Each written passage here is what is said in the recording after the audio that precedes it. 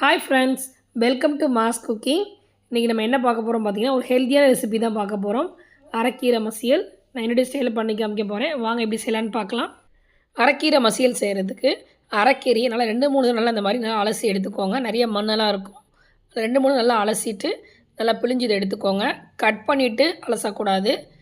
ஏன்னா நம்ம எல்லாத்தையும் வந்து வதக்கி தான் அரைக்கப்போ, அதனால் கட் பண்ண வேண்டிய அவசியம் இல்லை. நல்லா கழுவிட்டு நல்லா இருக தண்ணியை புழிஞ்சிட்டு வச்சாலே போதும். ஒரு கடாய் எடுத்துக்கோங்க. நல்லா தண்ணியை நல்லா வடிச்சிட்டு இப்போ அரைக்கீரையில் சேர்த்துக்கலாம்.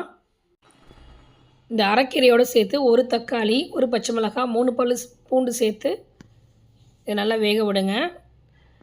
ரொம்ப தண்ணி ஊற்ற வேண்டாம். ஒரு 1/4 கிளாஸ் கம்மியாக தண்ணி ஊற்றினா போதும். இது நல்லா ஒரு மூடி போட்டு மூடி ஒரு 5 நிமிஷம் இதை வேக விடுங்க.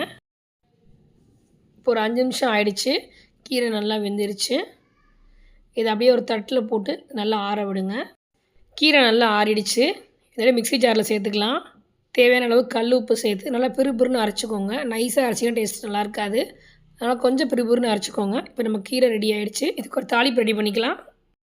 கடாயில் 1 ஸ்பூன் நல்லெண்ணெய் ஊற்றிட்டு 1/2 டீஸ்பூன் கடுகு, 1/2 டீஸ்பூன் உளுத்தம்பருப்பு, பெருங்காயத்தூள் போட்டு கருவேப்பிலை சேர்த்துக்கோங்க.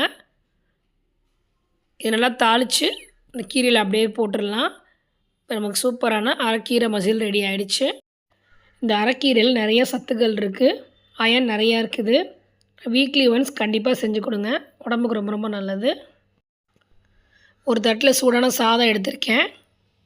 நல்லா உதிரி உதிரியாக நல்லா ஆவி பறக்க இருக்குது. இதில் 2 ஸ்பூன் அரைக்கீரை மசியலை ஆட் பண்ணிக்கிறேன். இதை நீங்கள் அப்படியே பிசைஞ்சு சாப்பிட்டாலும் ரொம்ப நல்லாயிருக்கும்.